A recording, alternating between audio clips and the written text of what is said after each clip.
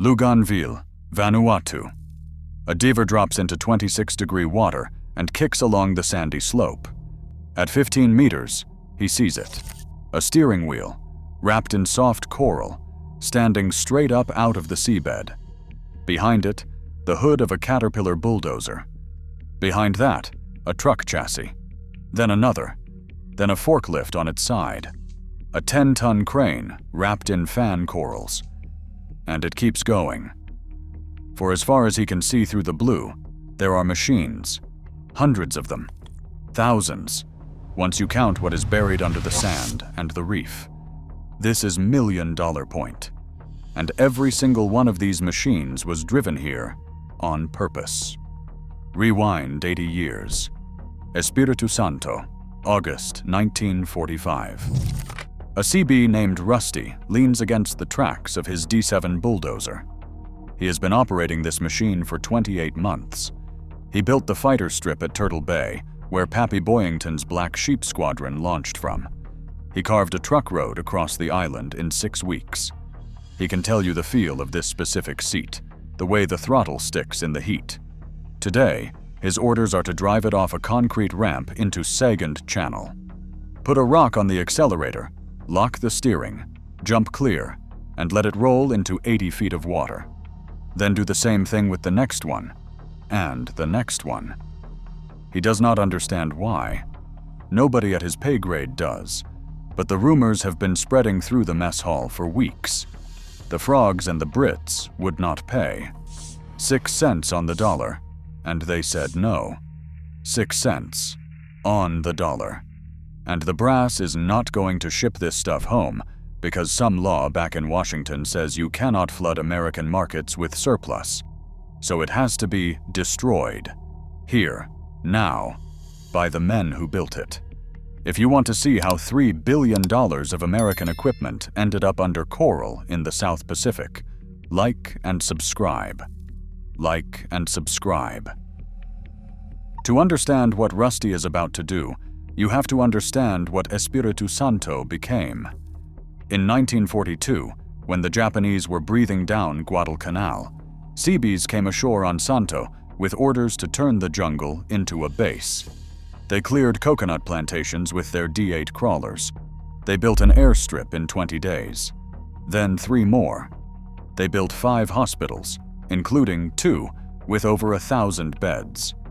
They assembled some of the largest floating dry docks in the world. In the water, in country. Base buttons grew to 38 square miles, processing 500,000 American servicemen in and out of the Pacific War. At peak, 40,000 men lived there. The local population was 60,000. But Santo was a logistics base, not a combat base. Its usefulness in the actual war lasted about 6 months. After early 1943, the front moved north, and Santo became what every soldier dreads: a rear depot. Boring, oversupplied, waiting, and the supplies kept coming. By the time Japan surrendered, the island was stacked with equipment. Rows of Caterpillar D7 crawlers with Letourneau cable blades on the back. Studebaker US-6 trucks by the hundred. GMC CCKW 6x6s lined up wheel to wheel. Willys MB Jeeps in neat columns. Semi-trailers, ambulances, forklifts, graders, steamrollers, cranes. A mountain of American industrial power, sitting in the tropics, with nowhere to go. The Americans wanted to leave. They wanted to go home. But they also wanted something for the $13 billion of gear scattered across the Pacific. So the brass made an offer to the colonial government that ran this island. A package deal, 6 cents on the dollar. Take it all. Use it to rebuild. Here is where the story gets strange. The New Hebrides, as Vanuatu was called back then, was not a normal colony. It was a shared protectorate between France and Britain, both of them, at the same time, running the same islands. They called it a condominium. Port Vila had 2 police forces, 2 school systems, 2 hospitals, 2 post offices, 2 prisons, 2 currencies, and 2 resident commissioners who did not speak the same language. Foreigners could pick which country's laws to live under, day by day.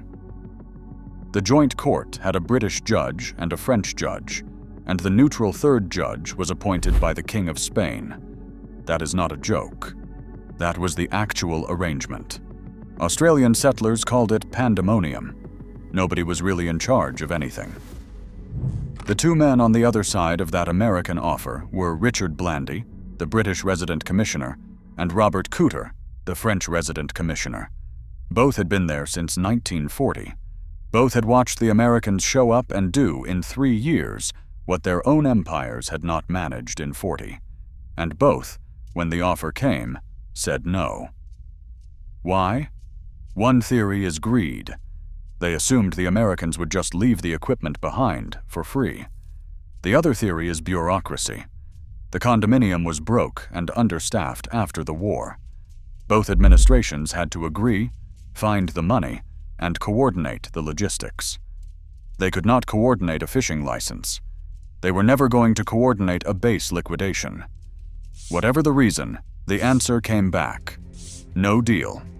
That is when Rusty got his orders. The ramp was built by the Seabees themselves, concrete extending from the beach out over a drop-off where the seabed falls from 5 meters to 40 meters in a few steps. The men called it $1 Million Point before it was ever a dive site, because that is what they were about to drive off the end. Before we continue, if you value stories like this one, like and subscribe. It takes 2 seconds, and it tells us to keep telling them. The process was methodical. For machines that ran, the operator climbed up, started the engine, wedged the throttle with a brick or a rock, locked the steering, released the brake, and jumped clear as the tracks caught the edge.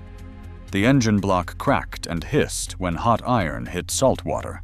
For crates and cargo, corrugated iron, boxed plates, Coca-Cola cases, dozers pushed them over the edge. And for the last bulldozers, there was no operator at all. Rocks on the pedals, driverless machines walking themselves into the sea. The men who had built this base with these machines stood on that ramp and watched it happen. Thurston Clark, who wrote about it years later, described what witnesses told him. Seabees wept openly. Their unofficial motto was "The difficult we do now." The impossible takes a little longer, and it felt like a cruel joke when the last thing you did with your unit was scuttle your own tools. The dumping was not a 2-day event. It stretched from August 1945 to December 1947. 28 months of it. CBMU 573, the construction battalion maintenance unit that arrived from the Russell Islands in September 1945, executed the earliest phase. When the final machine hit the water in 1947, the Army engineers blew up the concrete ramp itself. The last thing they destroyed was the thing they had built to destroy everything else. And here is the detail that makes the whole story worse. Nobody knows, to this day, whether Washington actually approved the dump or whether local commanders made the call themselves. The paper trail goes into classified archives and never comes back out cleanly. But then, something unexpected happened. 1948. A New Zealand diver named Reece Discombe showed up on Santo with a wild idea. He had heard about the dump. He thought that some of those machines, the ones that had not rolled too deep, might still be recoverable. The Navy had scuttled them, but had not sabotaged them. The engines were seawater flooded, but the blocks were intact. Discombe picked a Caterpillar D7 sitting in shallow water. He drained the crankcase. He flushed the cylinders.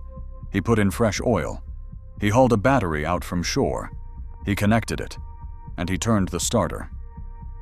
The engine fired.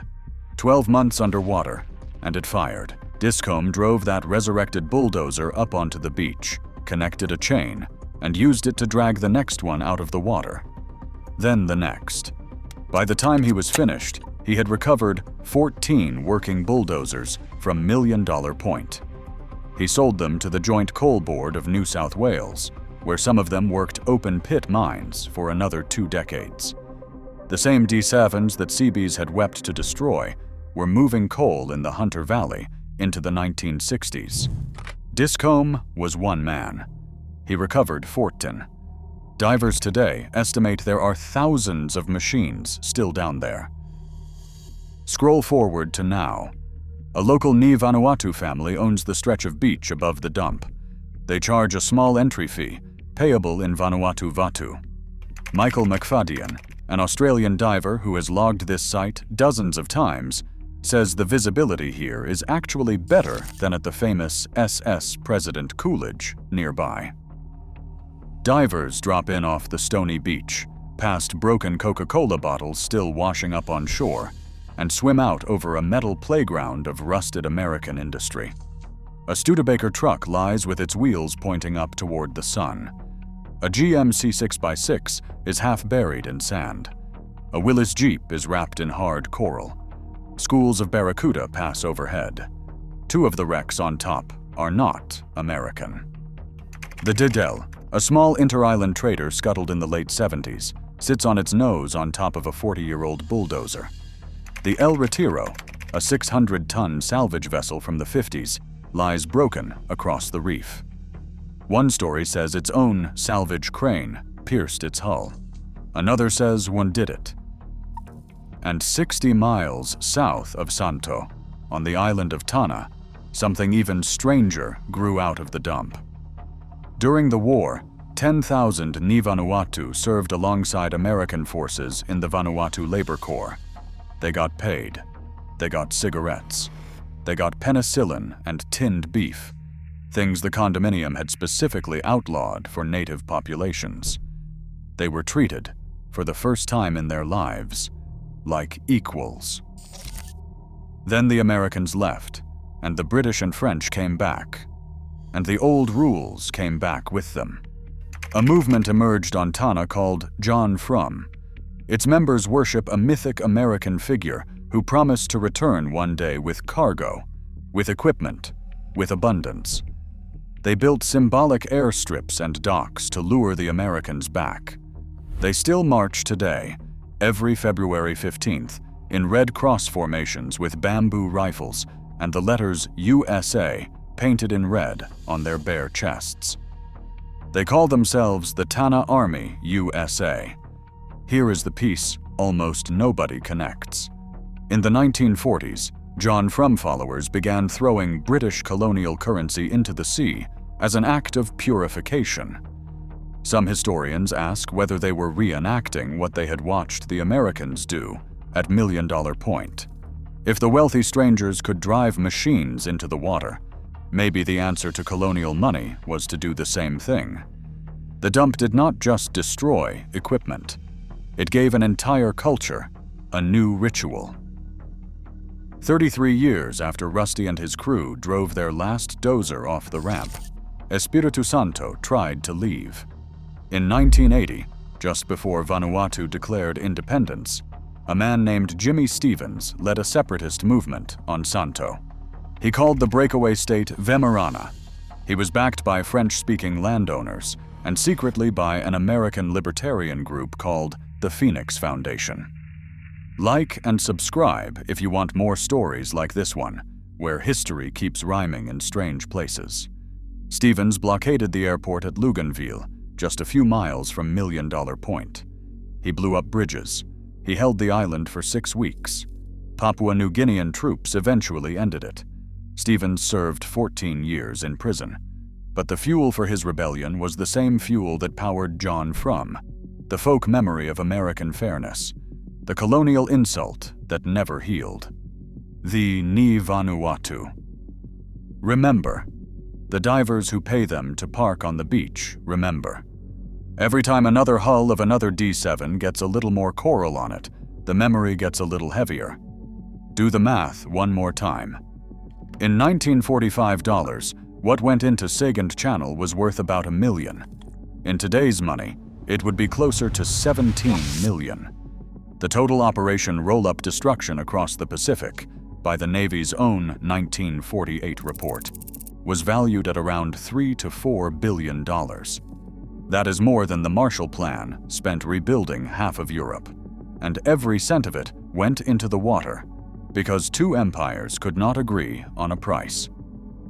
Rusty went home to the States. He never wrote a memoir.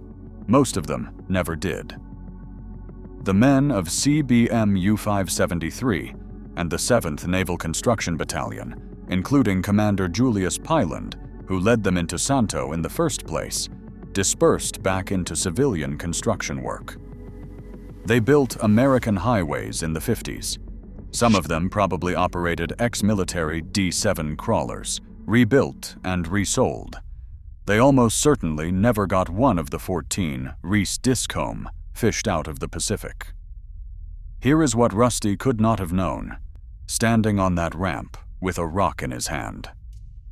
The dump ended empires. The French and British Condominium limped on for 33 more years and then collapsed.